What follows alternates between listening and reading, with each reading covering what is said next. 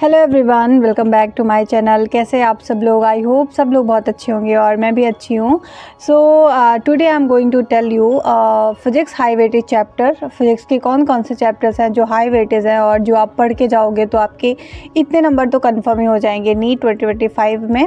तो वही मैं आपको बताने वाली हूँ एंड आई होप मेरी वॉइस आपको एकदम क्लियर आ रही होगी और आप लोग फुल वीडियो वॉच करोगे लास्ट तक, क्योंकि आपको जैसे सारे चैप्टर्स पता चल पाए एंड आपको क्लियर हो पाए कि मुझे ये चैप्टर तो एकदम अपने स्ट्रॉन्ग ही करके जाने हैं, जिससे आप 2025 में अच्छा परफॉर्म कर पाओ एंड एक गुड स्कोर अचीव कर पाओ फिज़िक्स में। तो चलो मैं स्टार्ट करती हूँ। एंड जिन्होंने भी मेरे लास्ट वीडियो नहीं देखी है, जो मैंने स्ट्रेटजी वीडियो बनाई है, उसमें मैंने सारा कुछ बताया आपको कि कौन से टीचर्स से मैं पढ़ रही हूँ। मैंने अपनी खुद की स्ट्रेटजी बताई है आप लोग को कि कौन से टीचर्स से मैं पढ़ रही हूँ, कौन सा मॉक टेस्ट मैं दे रही हूँ एंड कौन से लेक्चर्स ले रही हूँ यूट्यूब का ही मैंने सारा कुछ बताया है। तो आप उस वीडियो को जाके देख सकते हो। मेरे को बहुत कन्फर्म है कि बहुत श्योर हूँ मैं कि आपको बहुत ज़्यादा बेनिफिट होने वाला है वो वीडियो देख के। तो प्लीज़ जाके उसको देखो। एंड मैंने एक बार वो वीडियो अपलोड कर दी थी, फिर मैंने दोबारा डिलीट करके दोबारा वो वीडियो अपलोड की है। तो थोड़ी व्यूज़ उसमें कम है क्योंकि फ़र्स्ट टाइम में कुछ इशू आ गया था, दैट्स वाई मुझे उसको डिलीट करके दोबारा अगेन अपलोड करना पड़ा। सो कोई बात नहीं, अगर आप लोग ने नहीं देखा है वो वीडियो तो जाके देख लो। तो चलो हम स्टार्ट करते हैं। फिज़िक्स के आपके हाई वेटेज चैप्टर कौन कौन से हैं जो आपको पढ़ने ही हैं, और ये चैप्टर जो मैं बताऊंगी ना उसको आपको एकदम स्ट्रॉन्ग कर लेना है कि मतलब इस चैप्टर से कोई भी अगर क्वेश्चन आता है तो मेरे से बनना ही चाहिए, तो तब आप फिज़िक्स में 100+ नंबर ला सकते हो बस इन चैप्टर के बेस पर ही। बाकी चैप्टर आपको ऐसा नहीं है कि मैं जो इंपॉर्टेंट चैप्टर बता रही हूँ वही बस पढ़ना है आपको। चैप्टर तो सारे ही पढ़ जाने हैं फिज़िक्स के, क्योंकि देखो इतना ईजी पेपर आ रहा है ना और कट ऑफ इतना ज़्यादा जा रहा है, तो आपको जितने से ज़्यादा नंबर हो पाए आपको इतने नंबर लाने हैं फिज़िक्स में, केमिस्ट्री में, बायो में, तभी आपकी एक अच्छी रैंक लग पाएगी एंड एक अच्छा स्कोर कर पाओगे आप, जिससे आपको सिलेक्शन मिल पाए। तो चैप्टर्स तो आपको सारे ही पढ़ के जाने हैं, बट जो मैं चैप्टर बता रही हूँ इंपॉर्टेंट चैप्टर, उनमें थोड़ी ज़्यादा ध्यान देने हैं क्योंकि उनके जो वेटेज होते हैं ना वो ज़्यादा होते हैं, उनसे ज़्यादा क्वेश्चन पूछे जाते हैं। तो चलो स्टार्ट करते हैं। तो सबसे पहले जो मोस्ट हाई वेटेज चैप्टर माना जाता है फिज़िक्स में वो तो मॉडर्न फिज़िक्स से मानी जाती है। आई नो आपको सबको पता होगा कि मॉडर्न फिज़िक्स कितनी इंपॉर्टेंट है, और इसके अंदर 2-3 चैप्टर आते हैं। एटम्स आ जाता है और न्यूक्लियर फिज़िक्स आ जाता है, ये सारे चैप्टर्स आ जाते हैं, लॉजिक गेट आ जाता है। तो ये सारा कुछ अगर आप पढ़ के जाओगे ना, और ये जो चैप्टर्स है ना चैप्टर भी माने जाते हैं, मतलब आपसे अगर क्वेश्चन पूछेगा तो बहुत ईजी ही पूछता है। और अब तो लास्ट ईयर जो सिलेबस रिवाइज हुआ था उसमें तो मॉडर्न फिज़िक्स से जो न्यूक्लियर फिज़िक्स वाला टॉपिक है काफ़ी कुछ हटा दिया गया है, तो अब तो बहुत कम ही पोर्शन बचा है। तो ये सारे चैप्टर्स जो होते हैं बहुत इजी होते हैं और आपको क्वेश्चन भी आपके आसानी से बन जाते हैं। एंड एक इसमें जो चैप्टर है एटॉमिक फिज़िक्स, वो ऑलरेडी हम केमिस्ट्री में पढ़ते हैं, तो वहाँ से ही बहुत ज़्यादा कुछ यहाँ पर भी कवर हो जाता है क्योंकि सेम फार्मूलाज रहते हैं, सेम कॉन्सेप्ट रहता है। बस केमिस्ट्री में क्या रहता है कि थोड़ी बहुत न्यूमेरिकल्स में कम होते हैं और फिज़िक्स में थोड़ी बहुत न्यूमेरिकल्स ज़्यादा होते हैं, क्योंकि फिज़िक्स तो ऑलरेडी न्यूमेरिकल बेस ही है पूरा, तो फिज़िक्स में ज़्यादा न्यूमेरिकल होता है। बाकी कॉन्सेप्ट सेम रहता है, फार्मूला सेम रहता है। तो अगर आप केमिस्ट्री में अच्छे से पढ़ रहे हो तो फिज़िक्स में आपको ऑलरेडी बन जाएगा। तो मेन आपको मॉडर्न फिज़िक्स पर ध्यान देना है। दूसरा जो हमारा चैप्टर है वो करंट इलेक्ट्रिसिटी है एंड कैपेसिटर है। ये दोनों चैप्टर भी बहुत इंपॉर्टेंट माने जाते हैं। इलेक्ट्रिसिटी तो बहुत ही इंपॉर्टेंट माना जाता है क्योंकि इससे 4 से 5 सवाल कभी कभी आ जाते हैं, और ईजी चैप्टर भी माना जाता है। जैसे उसमें सीरीज और पैरेलल बेस्ड जो क्वेश्चन होते हैं सॉल्व करने में काफ़ी ईजी होते हैं, बन जाते हैं, और फार्मूला बेस ही काफ़ी क्वेश्चन आ जाता है। तो करंट इलेक्ट्रिसिटी भी इजी चैप्टर माना जाता है। हालांकि बड़ा चैप्टर है बट इजी है, अगर आप उसको अच्छे से पढ़ोगे, पूरा प्रॉपर लेक्चर देखोगे, डीपीपी सॉल्व करोगे, पीवाईक्यू सॉल्व करोगे, एडिशनल क्वेश्चन सॉल्व कर लोगे, तो कोई भी ऐसा क्वेश्चन नहीं है जो आपसे नहीं बनेगा नीट 2025 में। तो करंट इलेक्ट्रिसिटी पढ़ के जाना अच्छे से। उसके बाद है कैपेसिटर में भी ऑलमोस्ट सेम होता है, जो करंट इलेक्ट्रिसिटी में होता है वही कैपेसिटर में भी होता है।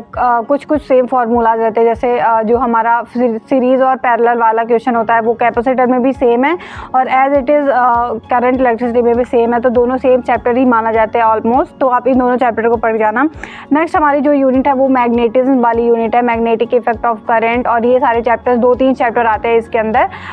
थोड़ी टफ यूनिट मानी जाती है, बट अगर आप इसको अच्छे से पढ़ोगे तो आई एम श्योर आपसे बन जाएगा, और क्वेश्चन भी इससे अच्छे खासे आ जाते हैं, मतलब 3-4 क्वेश्चन तो आ जाते हैं पूरे यूनिट को मिला के। तो ये यूनिट आप अच्छे से पढ़ के जाना। नेक्स्ट हमारा जो है वो काइनामेटिक्स है, और ये तो पूरे फिजिक्स का बेस है, तो आई डोंट थिंक किसी भी बच्चे को ये चैप्टर छोड़ के जाना चाहिए कि काइनामेटिक्स आप छोड़ के चले जा रहे हो, क्योंकि ये तो पूरे फिजिक्स का बेस है। सबसे पहले आपको यही पढ़ाया जाता है। तो काइनामेटिक्स में आता है 1D 2D, ये सारे चैप्टर्स आप पढ़ोगे, और मेन फार्मूला बेस ही रहता है। और आयुध सर का जो मैंने आपको लेक्चर बताया था, उन्होंने तो इतना ईजी से बताया ना इस चैप्टर को, मतलब एक लाइन में आपको क्वेश्चन सॉल्व करके दे दिए हैं, मतलब बहुत ईजी ट्रिक्स बताई है। तो आप ये चैप्टर आयुध सर से बेशक पढ़ो, मेरी बहुत बड़ी रिकमेंडेशन है, क्योंकि मैंने खुद भी उनसे पढ़ी है और काफ़ी अच्छा पढ़ाया सर ने। तो 1D 2D आप उनसे पढ़ सकते हो। नेक्स्ट हमारा जो चैप्टर है इंपॉर्टेंट चैप्टर में, वो AC है, और AC भी फार्मूला बेस ही चैप्टर माना जाता है। मतलब कुछ एक कॉन्सेप्ट है और उसमें ही बेस बहुत सारे मतलब क्वेश्चंस आ जाते हैं, और सेम फार्मूला रिपीट होता है। तो AC भी अच्छा चैप्टर माना जाता है और क्वेश्चन भी इससे आते हैं। तो एक बार आप पढ़ना अपना, और आई होप आपको समझ आएगा, एंड आपसे क्वेश्चन भी बनेंगे इससे, मैं बहुत श्योर हूँ। और अगर मैं जो बता रही हूँ ना इंपॉर्टेंट चैप्टर, तो आपको ऐसे नहीं पढ़ना है कि बस आप चैप्टर पढ़ो और सीधे कूद जाओ कि आप क्वेश्चन लगाने चल दो, ऐसा नहीं होगा, ऐसा बिल्कुल भी नहीं बनेगा। पहले आप अच्छे से लेक्चर देखो, जो फ्रेशर है वो डिटेल लेक्चर देखो, या फिर जो ड्रॉपर्स है उन्हें लगता है कि मैंने ऑलरेडी पढ़ा है लास्ट ईयर, बस मेरे को एक क्विक रिविज़न की ज़रूरत है, तो आप 1 शॉट भी देख सकते हो। तो 1 शॉट देखो, फिर उसके बाद DPP लगाओ, PYQs लगाओ एंड एडिशनल क्वेश्चन लगाओ। उसके बाद आपको देखना ये जो भी चैप्टर आप पढ़ोगे उसके सारे क्वेश्चन आपसे बनते रहेंगे। नेक्स्ट हमारा जो चैप्टर है वो ऑप्टिक्स है, और पर्सनली बताऊं तो मेरे को ये चैप्टर्स बिल्कुल भी नहीं पसंद है। मेरे को वेव, बट मेरे को रे ऑप्टिक्स एक भी नहीं पसंद है, और मैंने लास्ट ईयर भी पूरा छोड़ के गई थी मैं रे ऑप्टिक्स, ऑनेस्टली बताऊं तो। लेकिन मैं इस ईयर कोशिश करूंगी कि मैं पहले ही पढ़ लूँ ये चैप्टर को, क्योंकि मेरे को ये चैप्टर थोड़ी टफ लगता है। और लास्ट में अगर मैं ये चैप्टर को बचा देती हूँ, चलो मैं इस चैप्टर को लास्ट में पढ़ूंगी, तो फिर वो लास्ट ही रह जाता है, मैं कभी पढ़ ही नहीं पाती हूँ। तो मैंने लास्ट ईयर भी रे ऑप्टिक्स को छोड़ा था। मैंने वेव ऑप्टिक्स तो पूरी अच्छे से पढ़ी थी, वेव ऑप्टिक्स और वेव साउंड, ये सारा कुछ मैंने बहुत अच्छे से पढ़ा था फिजिक्स में, बट मैंने रे ऑप्टिक्स को छोड़ दिया था। तो इस ईयर तो मैं ये गलती बिल्कुल भी नहीं करने वाली हूँ। अभी मैंने आज जैसे आपको बताया था कि मैं important chapter, high weightage chapter से ही पढ़ना स्टार्ट की हूँ, तो मैं जल्दी से कोशिश करूँगी कि मैं रे ऑप्टिक्स जल्दी से निपटा दूँ, जिससे मेरा इस साल ये चैप्टर छूट कर ना जाए।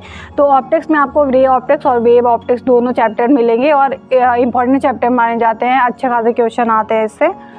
इसके बाद जो हमारा नेक्स्ट चैप्टर आता है वो आता है सेमीकंडक्टर, और सेमीकंडक्टर भी इजी चैप्टर माना जाता है, मतलब कि हाँ अच्छे खासे क्वेश्चन तो आते हैं इससे।